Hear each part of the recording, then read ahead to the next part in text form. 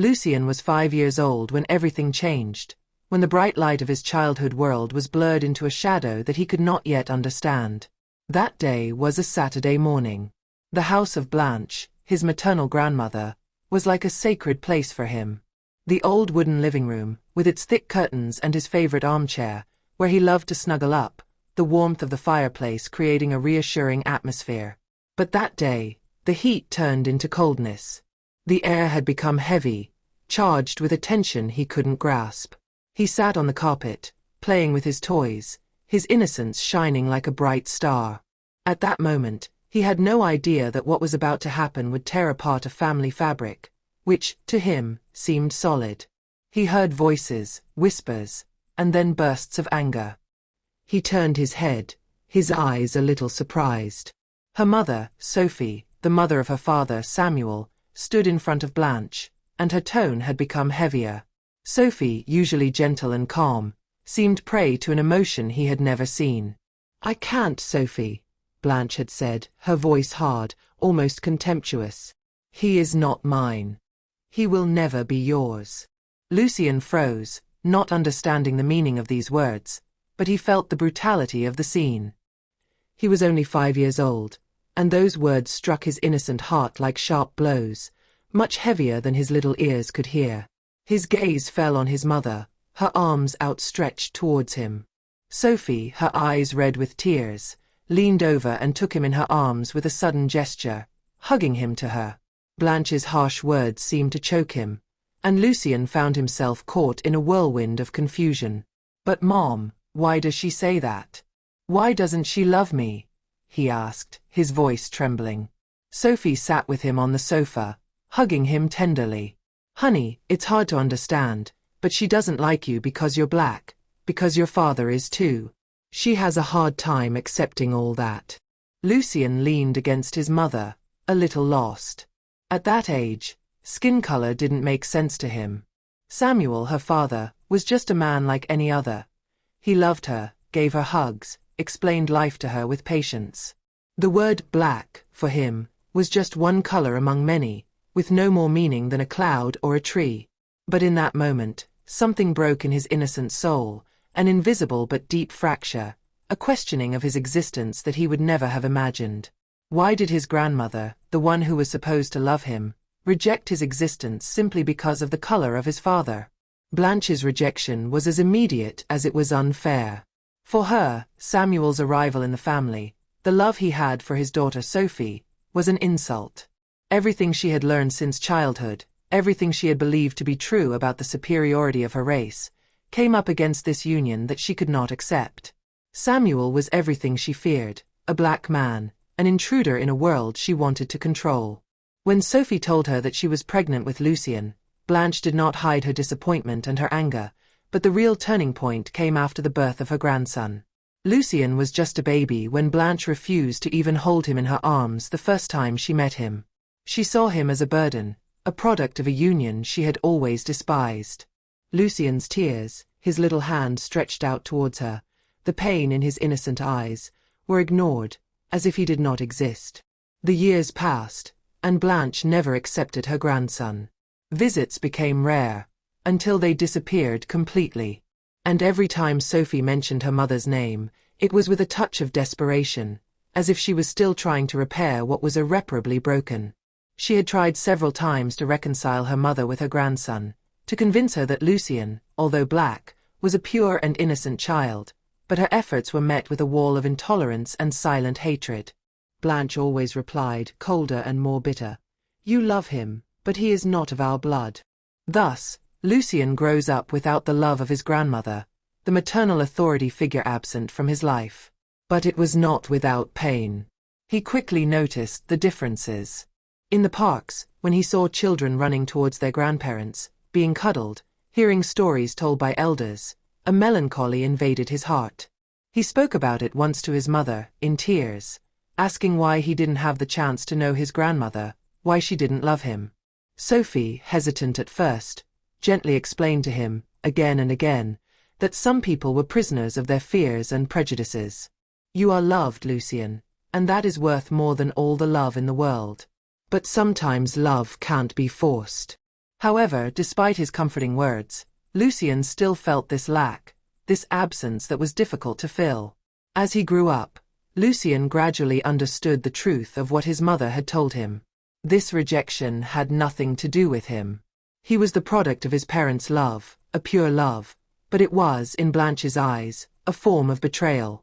Her skin, her heritage, her father's color had become burdens too heavy for her to bear.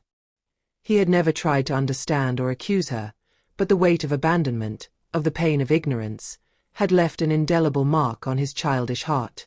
Time passed, and Lucien grew up without her, without the shadow of his grandmother. He learned to accept himself, to be proud of his roots, and to understand that authentic love was not always found in blood ties, but in actions, in the respect and dignity that we have for ourselves and others. But, although his life was full of accomplishments and recognition, he could never forget the pain of this early rejection, this void left by a grandmother he never had the chance to know. Lucien became a brilliant teenager. Despite the trials of his youth, he excelled at school and in his activities.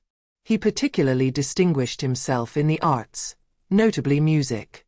His passion for the piano and composition helped him channel his anger and incomprehension towards his grandmother. But in lonely moments, a question lingered in his mind. Why couldn't his grandmother love him? At 18, after finishing high school, Lucien decided to move to the city to continue his music studies at university. His father, Samuel, who had relationships with influential figures in the musical world, opened valuable doors for him. Thanks to his exceptional talent and rigorous discipline, Lucien quickly made a name for himself. Very quickly, he became an admired young man, respected not only for his musical skills, but also for his discreet charisma and his determination. But in this elite world, the gaze of others remained an invisible, heavy, insidious burden. Behind the polite smiles and applause, he sometimes felt this subtle distance, this unspoken unease that accompanied his rise. Some saw him as a prodigy, others as an anomaly.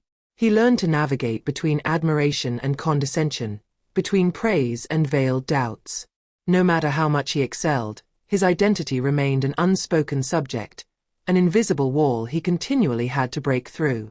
The question of his grandmother, although relegated to a corner of his mind, had never completely disappeared. She was a silent scar, an old wound that pulsed in moments of solitude. He had grown up without her, learned to no longer wait for her love, but the absence had left a void that he could not ignore. Every time he saw his friends speak fondly of their grandparents, a discreet pang arose in his heart. Sophie, her mother, had tried several times to initiate a dialogue with Blanche, hoping one day to break down the wall of hatred and pride that had stood between them. But each attempt ended in the same silence, the same icy indifference. Blanche had never wanted to hear about him, and Lucien had come to accept this reality. Until that day. He now lived alone, in a spacious apartment in the city center, bathed in light, with a breathtaking view of the city that had seen him grow and assert himself. Music filled his daily life, and his days were punctuated by rehearsals, concerts and meetings with other artists. He had built a life that belonged to him, far from the shadows of the past. So when he received this strange letter, he stood frozen, as if time had suddenly stood still. The envelope was simple, no frills, no sender. His name, written with a trembling hand, seemed almost unreal. He opened it apprehensively, his fingers clenching slightly. "I want to see you." 4 words. 4 words that shattered years of silence, rejection, bitterness. It was from Blanche. He reread the letter several times, searching for meaning, for an explanation. His heart was beating hard, torn between 1,000 contradictory emotions. Why now? Why, after so many years of contempt, after refusing to see him, to recognize him as her grandson? Was this a last whim, a final attempt to maintain control? Or was it sincere? He sat for a long time, the letter in his hands, staring into space.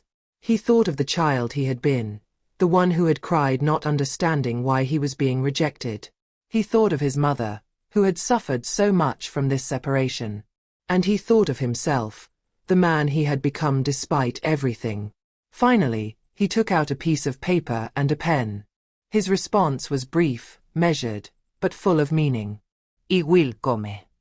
The day of the meeting arrived faster than he expected. The old family home remained the same. An imposing building, witness to another time, another era. He hadn't set foot there since the day he was kicked out, and yet every detail came back to his memory. The creaky parquet floor, the walls decorated with austere paintings, the smell of old wood. Blanche was waiting for him in the living room, sitting in a large velvet armchair. He was struck by her appearance. Time had left its mark on her. Her hair, once cold blonde, had turned entirely grey. His features, once hard and impassive, seemed tired, marked by regrets and years. His hands were shaking slightly, and his eyes, although still sharp, had lost their arrogance. She stared at him for a long time, as if she were trying to find in him the child she had rejected. Then, in a broken voice, she spoke. "Lucien, I don't even know where to start." She paused, looking down, as if ashamed of her own words. I rejected you.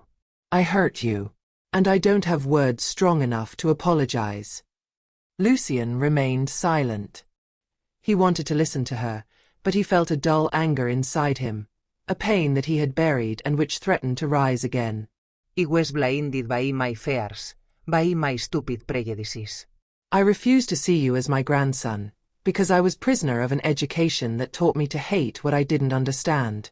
I saw your father as a stranger, and you as an friend. And today, I see the truth. I was the very moment when I couldn't tell of you. And I want to change that. Lucien looked at her, impassive. His voice, when he finally spoke, was hoarser than he wanted. Why now, after all these years? Blanche took a deep breath. Because I saw in your accomplishments what I stole from you. Your right to be loved unconditionally, your right to live without shame. I saw your name in the newspapers, heard about you at concerts, and I understood how wrong I was. Today, I no longer want to see the man I tried to ignore, but the man you have become. And I am sorry. Lucien felt his throat tighten. He wanted to scream, to tell her that it was too late, that no apology could erase what she had done to him. But at the same time, he saw a tired old woman, broken by her own mistakes. Forgiveness was not easy. You couldn't erase 15 years of rejection in a few words. But he could choose. He looked at her and replied slowly. You want to fix what was broken. But it's not that simple. You can't erase the past. But if you're sincere, then prove it to me. In Blanche's eyes, a glimmer flickered between hope and remorse. It was not a pardon. Not yet. But it was a start. Lucien returned several times to see Blanche, but their relationship remained marked by a feeling of uncertainty. Words were not enough to erase the weight of the lost years, and each visit was tinged with a strange duality, the desire to move forward and the fear of being hurt again. However, Blanche was not discouraged. Day after day, she tried to prove that she had changed, not with grand declarations, but with simple gestures. She began to take a real interest in him, not as a projected image of a past she regretted, but as a man, as a grandson she was getting to know. She read reviews of his concerts, listened to recordings of his compositions, and when she attended one of his shows for the first time, Lucien saw her face among the crowd from the top of the stage. A strange emotion then seized him, the pain of past rejection mixed with a form of appeasement that he could not explain. One day, while they were sitting in the garden, under the kind shade of an old oak tree, Blanche broke the silence with a soft but firm voice. I don't expect anything from you, Lucien. No forgiveness, no erasing the past. I just want to be there, where I belong, if you let me. Lucien observed him for a long time. Her deep wrinkles told a story he knew all too well, that of a woman who had chosen pride and fear over love. But there was also something else in his eyes, a new humility, a sincere desire to rebuild, even on ruins. Perhaps we will have time, grandmother. But it will take time, he finally replied. And that's what I'm ready to give you. It was the start of a slow and fragile journey. Lucien did not forget anything, but he chose to no longer let the past entirely dictate his present. It took him years to come to terms with this resurgent relationship, to stop seeing in her the shadow of the woman who had rejected him and begin to see her as an old lady seeking, in her own way, peace before her journey ended. Blanche, for her part, lived with this acute awareness of the pain she had inflicted. She never tried to minimize her mistakes, and perhaps this is what slowly allowed the reconstruction to take place. She found a certain pride in Lucien's struggles, in the man he had become in spite of her, or perhaps because of her. When she admitted to him one day that her greatest regret was not having known how to love him sooner, he said nothing, but squeezed her trembling hand in his. Their story was nothing like a fairy tale. There was no magical moment when everything was repaired, no erasing of past hurts. But there was something essential: the desire, despite the scars, to walk together, even if it was late. And in the shadows of time, there was always a place, however small, for reconciliation.